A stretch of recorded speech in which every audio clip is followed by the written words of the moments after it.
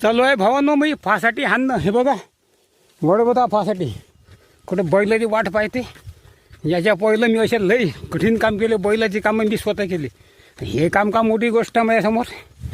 आणि याच्या पुढे पुन्हा पहिलं आत्ता चालूच आहे आपलं. पुन्हा खतरनाकपेक्षा खतरनाक काम डोकराले हाकलणं. तेवढा उंच कपाशीमध्ये 10-11 उंच फूट कपाशीमध्ये डोकरं हाकलणं असो किंवा खतरनाक बैलाची कामं असो, बंडे वडणं असो वजं भरून, म्हणजे कितीतरी खतरनाक काम मी आजपर्यंत केले. तर हे काम मोठी गोष्ट आहे. कुठं बैल पाहत बसते, बैलाला त्रास देत बसते. म्हटलं चालू आहे आपलं हाणणं. आता हे 1-1.5 एकर आपला गहू पेरता तेवढी कपाशी हाणल्याशिवाय सोडत नाही.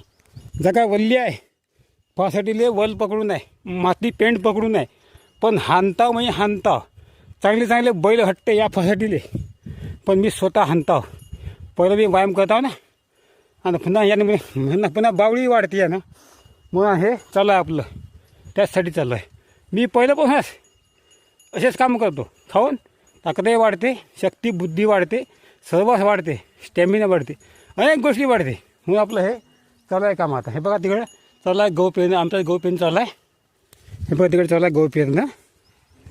आता तेथून तिथे तेथपर्यंत आणला गहू पेरणं, येतपर्यंत आणला आणि येतपर्यंत आणली फासाठी. आता थोडंसं आहे तिकडे पेराचा गहू. ते झाल्याशिवाय फासाठी सोडत नाही. जास्तीत जास्त लाईक करा, कमेंट करा, शेअर करा आणि सबस्क्राईब करा.